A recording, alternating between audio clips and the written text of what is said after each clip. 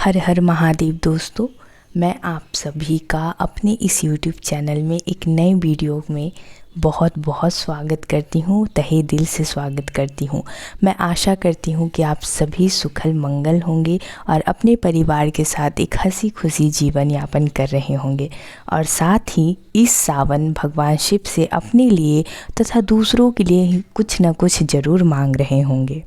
भगवान शिव तो अंतर्यामी है, वो तो सब कुछ जानते हैं। किसको क्या चाहिए, कौन कौन सी बीमारी से पीड़ित है, वो हर चीज़ देख रहे हैं, हर चीज़ जान रहे हैं।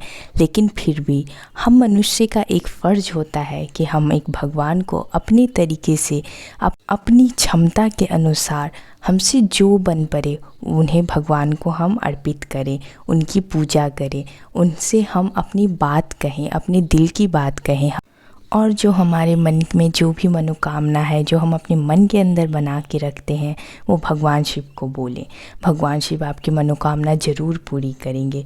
और वैसे भी ये तो कलयुग है, यहाँ पे हर चीज़ मुश्किल है, लेकिन भगवान को पाना मुश्किल नहीं है। हर हर महादेव। मैं आप सभी के समक्ष फिर से प्रस्तुत हूँ एक शिव कथा लेकर। तो आइए सुनते हैं इस शिव कथा को। शिव कथा का नाम है शिव जागरण का फल। तो आइए शुरू करते हैं। ओम गणेशाय नमः। कपिलपुरी में यज्ञदत्त नामक एक ब्राह्मण रहता था। उसके एक पुत्र उत्पन्न हुआ जिसका नाम उसने गुणनिधि रखा। बालक बड़ा बुद्धिमान तथा चतुर था। 8 वर्ष की छोटी सी आयु में ही उसने बहुत सी विद्याएं सीख ली थी, परंतु वह कुमार्ग में पढ़कर अपने धर्म और कर्म से भटक गया। वह जुआरी, खेलकूद में संलग्न और गाने बजाने वालों का साथी बन गया। उसने बहुत जल्दी ही अपने पिता की कमाई लुटा दी। उसकी माता उसे रोकती थी, परंतु प्रेम के कारण उसके संबंध में उसके पिता से कुछ न बताती थी। माता अपने पुत्र की गलतियां छुपाती थी। पुत्र चाहे कितना ही बुरा क्यों ना हो, परंतु माता कभी उसका बुरा नहीं चाहती। यज्ञदत्त जब भी कभी घर आकर अपनी पत्नी से अपने बेटे गुणनिधि के बारे में पूछता तो उसकी माता यही कह देती कि वह अभी स्नान आदि करने गया होगा या फिर मंदिर में बैठकर पूजा पाठ कर रहा होगा, और वह अपने पुत्र का असली भेद जानते हुए भी अपने पति को नहीं बताती थी। अपने पुत्र गुणनिधि की गलत आदतों से अनजान यज्ञदत्त ने अपने पुत्र का विवाह करवा दिया। विवाह हो जाने के पश्चात यज्ञदत्त की पत्नी यानी कि गुणनिधि की माँ हमेशा अपने पुत्र को यही समझाती कि तुम्हारे पिता बड़े महात्मा हैं। जब उनको तुम्हारे बारे में मालूम होगा तो इसके लिए तुम्हें और मुझे हम दोनों को दंड देंगे। तुम्हारा कुल बड़ा पवित्र है, फिर तुम यह बुरे काम क्यों करते हो? मेरे बच्चे, तुम्हारा कल्याण इस बुरे कामों को छोड़ देने में ही है। परंतु गुणनिधि पर माँ के समझाने का कुछ भी प्रभाव न पड़ता। एक दिन उसने पिता की अंगूठी चुराकर किसी जुआरी को दे दी। जब यज्ञदत्त ने उस जुआरी से पूछा कि यह अंगूठी उसके हाथ में कैसे आई, तो जुआरी ने यज्ञदत्त से कहा कि उसने उनकी अंगूठी नहीं चुराई। यज्ञदत्त ने जुआरी की बात सुनकर कहा, सुनो लल्ला, यह अंगूठी मेरी है और मुझे राजा के यहाँ से मिली है। तुम झूठ बोलकर इसी अपना ना बनाओ, परंतु यह बताओ कि यह अंगूठी तुम्हारे पास कैसे आई है। यज्ञदत्त की बात सुनकर जुआरी को गुस्सा आ गया। उसने गरज कर कहा, जो सच तुम सुनना चाहते हो तो ध्यानपूर्वक सुनो। यह अंगूठी तुम्हारे पुत्र गुणनिधि ने मेरे पास जुए में हारी है। उसने यही अंगूठी ही नहीं बल्कि आज तक जुए में बहुत से साधन, धन, संपत्ति चुरा कर हारा है। आप जितने ही सज्जन और साधु धर्मात्मा हैं, आपका पुत्र उतना ही बड़ा बदमाश है। आप इतने बड़े विद्वान होते हुए भी आज तक अपने पुत्र की करतूतों को नहीं जान सके। की बात सुनकर यज्ञदत्त शर्म से पानी पानी हो गया। वह लज्जा के मारे अपने मुंह को ढके हुए, सिर झुकाए हुए अपने घर पहुंचा और घर आने के साथ ही अपनी पत्नी से पूछा कि गुणनिधि कहाँ है और वह अंगूठी कहाँ है जो कि उस दिन तूने उबदता करते मेरे हाथ से ले ली थी। यज्ञदत्त की बात सुनकर उसकी पत्नी ने उत्तर दिया, वह अंगूठी मैंने यहीं कहीं रख दी थी, अब मुझे याद नहीं आ रहा कि कहाँ रखी है। स्त्री की बात सुनकर यज्ञदत्त ने कहा, तुम झूठी हो। जब कभी मैंने तुमसे गुणनिधि के बारे में पूछा है, तुमने मुझे बात बात पर टालने की कोशिश की। अच्छा, तुम अंगूठी की बात जाने दो और मुझे बताओ कि घर का अन्य बहुमूल्य सामान कहाँ है। न जाने मेरे किन पापों के कारण मेरे यहाँ ऐसा पुत्र उत्पन्न हुआ है। फिर जब उसने घर का दूसरा कीमती सामान देखा तो मालूम हुआ कि सभी बहुमूल्य वस्तुएं गायब थीं। तब यज्ञदत्त ने हाथ में जल लेकर अपनी पत्नी और पुत्र को तिलांजलि दे दी और एक ब्राह्मण की कन्या अपना दूसरा विवाह भी कर लिया। जब गुणनिधि को मालूम हुआ कि उसके पिता के सामने उसका सारा भेद खुल चुका है और उसे और उसकी माँ को तिलांजलि दे दी है तो उसको बहुत दुख हुआ। वह अपनी करनी पर पछताने लगा। वह भूखा प्यासा एक शिव मंदिर के आंगन में जाकर बैठ गया। उस दिन शिवरात्रि का व्रत था। लोगों ने शिव का पूजन किया, फिर तरह तरह के पकवान तथा खाद्य सामग्री उन पर चढ़ाई। जब लोग भगवान का पूजन आदि करके मंदिर में ही सो गए तो गुणनिधि ने मंदिर के भीतर प्रवेश किया और खाने पीने का सामान उठाकर बाहर की ओर भागा, मगर चलते चलते उसके पैर एक सोते हुए शिव भक्त से टकरा गया। फिर क्या था, उस भक्त ने चोर चोर का शब्द सुनकर सभी लोगों को जगा दिया और दौड़ते हुए गुणनिधि के पीछा किया। बहुत से नागरिक भी उन भक्तों के साथ मिल गए। अंत में उन लोगों ने दौड़ते हुए गुणनिधि को पकड़ लिया और सब ने मिलकर उसको ऐसा मारा कि वह मर गया। उसके मरने के साथ ही यमदूतों ने आकर उसे घेर लिया और निर्दयतापूर्वक उसे मारने लगे। उधर भगवान सदाशिव ने अपने गणों से कहा, गुणनिधि बड़ा पापी, दुराचारी और कुकर्मी है, फिर भी उसने शिवरात्रि का व्रत रखकर जागरण किया, हमारे पूजन को देखा है, हमारे दर्शन किए हैं। दीपक से लिंग के शरीर पर गिरती हुई छाया को इसने निवारण किया। रात्रि में अपना वस्त्र फाड़कर उसमें बत्ती डाली है। इस प्रसंगवश इसने हमारे गुणों का श्रवण किया है तथा ऐसे ही और धर्म कार्य किए हैं, अतः वह हमारे लोकों को आएगा।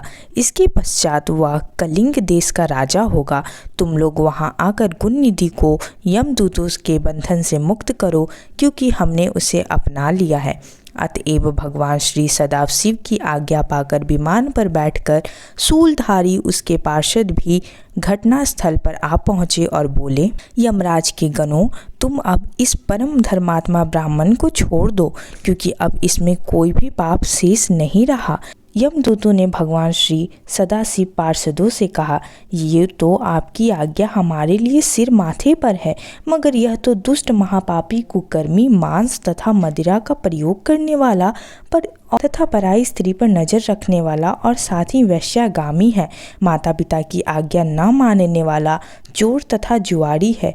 हम लोग इसलिए इसको ले जा रहे हैं। यमदूतों की बात सुनकर शिव के पार्षद ने कहा, तुम मूर्ख हो, यह ब्राह्मण पापी नहीं है। इसका सबसे बड़ा धर्म तो यह है कि इसने पुराना कपड़ा जलाकर शिवालय में प्रकाश किया, रात्रि भर जागरण किया।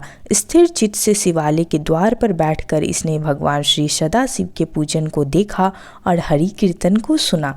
इसलिए भगवान श्री सदाशिव की इच्छा अनुसार यह राजा बनाया जाएगा। और इस प्रकार कहने के पश्चात भगवान श्री सदाशिव के पार्षद गुणनिधि को अपने साथ ले गए। यमदूतों से मुक्त पाकर गुणनिधि भगवान श्री सदाशिव के पार्षद के साथ विमान पर चढ़कर शिवलोक को गए। यमदूत ने जाकर सारा वृतांत यमराज से कहा, जिसे सुनकर यमराज ने कहा, जो व्यक्ति भस्म रमाए हुए हो, रुद्राक्ष की माला धारण किए हो, शिवलिंग का पूजन करता हो, श्री सदाशिव के गुणों का गान करता हो, छल से ही सही उसके पास बिल्कुल न जाओ।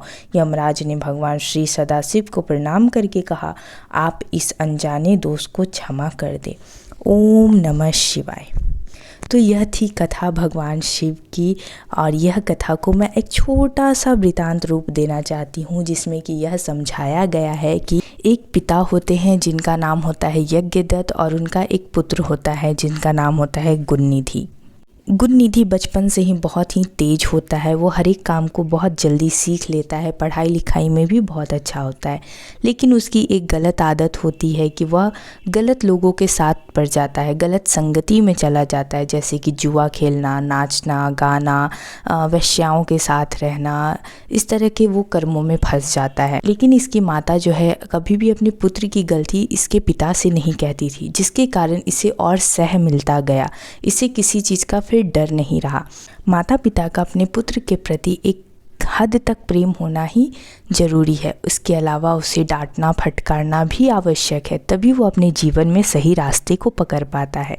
इसके बाद ये हुआ कि जब माता ने अपने पुत्र की गलती उसके पिता से छुपाने लगी तो उसके बेटे को और सह मिला और वह इस तरह के गलत कामों में फंसता ही गया। एक दिन उसके पिता को यह बात पता चली कि उसका पुत्र कुकर्म करता है, वह साधु महात्मा नहीं है, और साथ ही उसकी माता भी उसकी इस गलतियों में उसका साथ देती थी। इसलिए पिता ने अपने पुत्र और माता को तिलांजलि दे दी और खुद स्वयं दूसरा विवाह कर लिया। उसके बाद इसके पुत्र को अपनी गलती का एहसास होता है और यह एक शिवालय में जाता है जहाँ पे शिव चर्चा और साथ ही शिवरात्रि का दिन था। शिवरात्रि के दिन यह मंदिर में तो जाता है परंतु पूजा पाठ नहीं कर पाता, क्योंकि इसके पास उस समय पैसे ही नहीं होते हैं। इसने सब कुछ त्याग कर एक मंदिर में आ गया था और ये भूखे प्यासे उस दिन शिवरात्रि का अनजाने में ही व्रत रख लेता है। और अनजाने में व्रत रखने के कारण वह जब भगवान के ऊपर से कुछ फल लेकर जा रहा होता है तो कुछ शिव भक्तों से वह टकरा जाता है और शिव भक्तों को लगता है कि यह एक चोर है और वह शिव भक्त मिलकर इसे बहुत मारते हैं। और यह जब मारते हैं तो यह ऐसी हालत में चला जाता है कि फिर इसके पास मृत्यु के सिवा कुछ बचता नहीं है, फिर वह मृत्यु को प्राप्त होता है। तभी यमदूत आते हैं और यमदूत उसे ले जाने यानी कि नर्क में ले जाने की बात करते हैं, क्योंकि इसने बहुत सारे गलत काम किए होते हैं। शराब, वैश्यागामी, बहुत सारे माता पिता से झूठ बोलना, माता पिता की आज्ञा का पालन न करना, इस तरह के बहुत सारे गलत काम कर चुका होता है ये, इसलिए ये नर्क का भोगी होता है। परंतु वहाँ पे भगवान शिव अपने गणों को भेजते हैं और कहते हैं और यह जाओ गुण निधि को शिवलोक में लेकर आओ, क्योंकि गुण निधि ने शिवालय में पुराने कपड़े को फाड़कर दीपक जलाया है, शिवालय को अंधेरा होने से बचाया है। साथ ही यह कहते हैं कि शिवालय में उसने मेरी पूजा देखी है, मेरे कीर्तन को सुना है, मेरे जागरण को सुना है, इसलिए वह एक राजा बनने का अधिकारी है, इसलिए उसे लेकर आओ। इस तरह से क्या होता है कि भगवान शिव गुण निधि को उन यमदूतों से छुड़ाकर नर्क से बचाकर अपने लोक शिवलोक में लेकर जाते हैं और उसे अगले जन्म में कलिंग का राजा बनाते हैं।